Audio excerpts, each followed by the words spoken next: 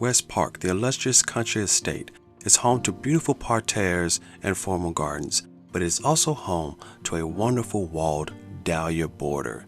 This is one of the most beautiful dahlia borders I've ever seen, as it encompasses all types of dahlias of large sizes, shapes, and colors. Not only are dahlias a delight for the eyes, but they also provide endless opportunities in creativity and floral arrangements. With their diverse flower forms, from dinner plates to pom-poms and cactus shapes, you can effortlessly create astonishing bouquets and leave everyone in awe with dahlias. This walled border perfectly highlights how dahlias can be a symbol of floral excellence and sophistication. Their timeless allure has made dahlias a favorite for weddings, special events, and floral competitions. Aside from their breathtaking aesthetics, dahlias are relatively easy to grow and care for. Whether you're a seasoned gardener or a beginner, dahlias are a wonderful flower to add to your garden. The best way to replicate this border would be to purchase multiple types of dahlias and then plant them closely together in groups of 3s or 4s, paying close attention to the dates of the bloom and the size and height of the plants, making sure that the plants are not crowded but then close enough together to create a large and more full layered look.